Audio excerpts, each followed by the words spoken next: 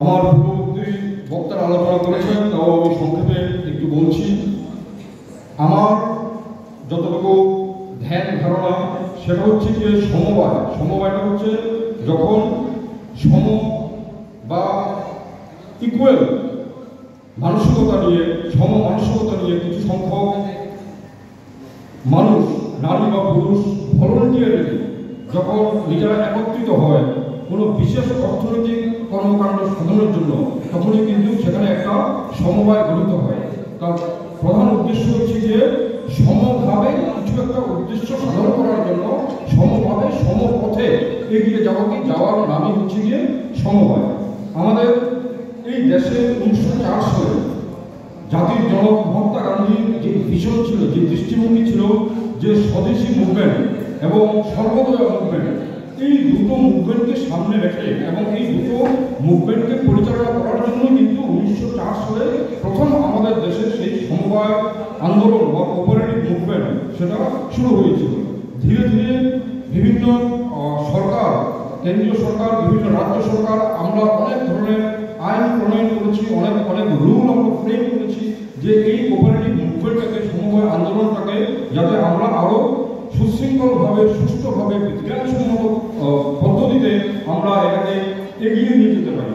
এবং সেই প্র্যাকটিস করতে করতে, সেইভাবে চলতে আজকে স্বাধীনতার এত বছর পর এই সমবায় মুভমেন্ট বা সমবায় আন্দোলন আমাদের দেশের অর্থনৈতিক উন্নতিতে, বিশেষ করে গ্রামাঞ্চলের অর্থনৈতিক উন্নতিতে একটা বিশেষ ভূমিকা আমরা পালন করছে, সেটা কিন্তু আমরা পরিলক্ষিত হচ্ছে, সেটা কিন্তু আমরা দেখছি।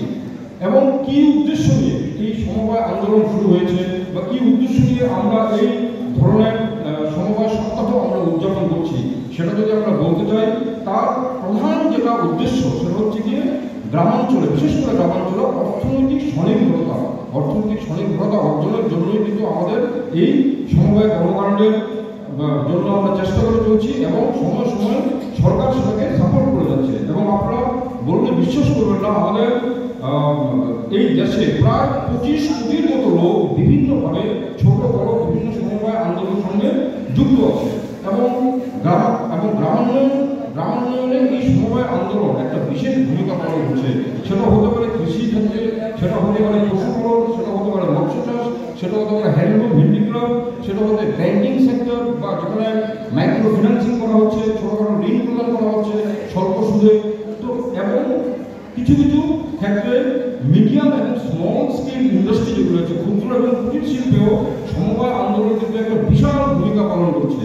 তার মাধ্যমে যে গ্রামীণ অর্থনীতিকে আমরা মজবুত করছি এবং সেই যে গ্রাম থেকে শহরে চলে যাওয়া যে একটা প্রচন্ড ধরনের প্রবণতা, সেই প্রবণতাকে নিয়ন্ত্রণ করতে সমবায় আন্দোলন কিন্তু একটা বিশেষ ভূমিকা পালন করছে। এবং যেখানে যেটাকে বলি যে অর্থনৈতিক ফিনান্সিয়াল ডিফারেন্স, গ্রাম এবং শহরের মধ্যে যে অর্থনৈতিক স্বনির্ভরতার যে ডিফারেন্সটা, সেটাকে কমিয়ে রাখতেও কিন্তু সমবায়ের একটা উল্লেখযোগ্য ভূমিকা পালন করে চলছে এই সুদীর্ঘ বছর ধরে।